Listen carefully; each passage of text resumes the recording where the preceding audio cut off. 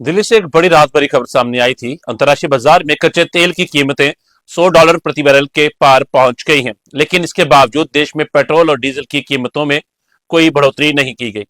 Petroleum मंत्रालय के संयुक्त सचिव सुजाता शर्मा ने साफ किया है कि सरकार ने पर्याप्त क्रूड ऑयल का स्टॉक तैयार रखा है और अगले 2 महीनों की सप्लाई पूरी तरह सुरक्षित है। वहीं कृषि मोर्चे पर भी सरकार ने बड़ी राहत की तस्वीर पेश की है।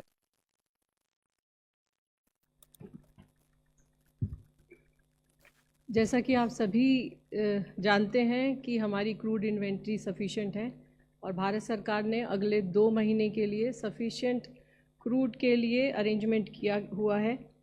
हमारी रिफाइनरीज उच्चतम स्तर पर चल रही हैं। रिटेल आउटलेट्स पर कोई ड्राई आउट रिपोर्टेड नहीं है। इस संबंध में मैं आपको बताना चाहूँगी कि लगभग 2 महीने पहले जो ब्रेंट $70 पर बैरल की रेंज में चल रहा था, वो आज $100 के ऊपर पहुंच चुका है। इसके बावजूद घरेलू उपभोक्ताओं के लिए पेट्रोल डीजल की दरों में कोई वृद्धि नहीं की गई है।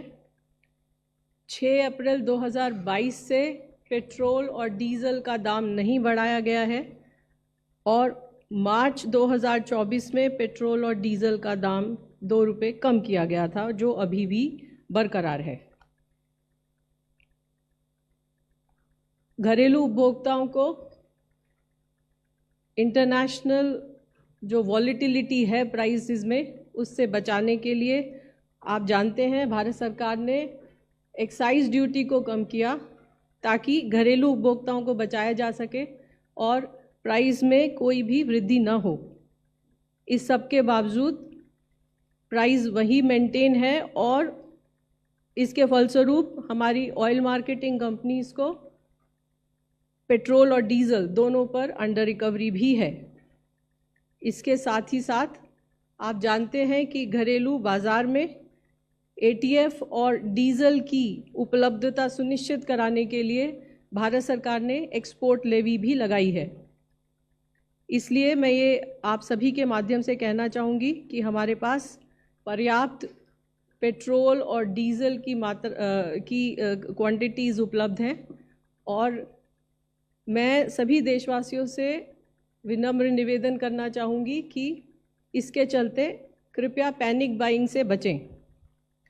नेचुरल गैस के संबंध में जैसा आप जानते हैं कि घरेलू उपभोक्ताओं को और सीएनजी ट्रांसपोर्ट को 100% सप्लाई सुनिश्चित की गई हैं।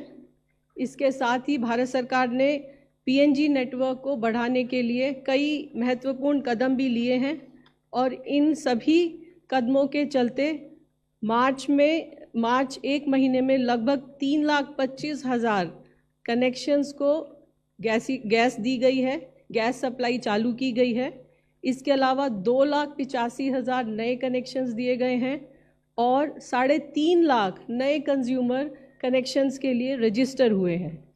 एलपीजी के संबंध में मैं आपको बताना चाहूँगी कि हमारी इंपोर्ट डिपेंडेंसी लगभग 60% है और पिछले महीने के मुकाबले इस महीने जो अंतर्राष्ट्रीय प्राइस है, सऊदी सीपी बेंचमार्क है, उसमें काफ़ी वृद्धि हुई है। $522 से $780, जो लगभग 44% इंक्रीज़ होता है। लेकिन इस सब के बावजूद घरेलू उपभोक्ताओं के लिए एलपीजी सिलेंडर में के प्राइस में कोई वृद्धि नहीं की गई है।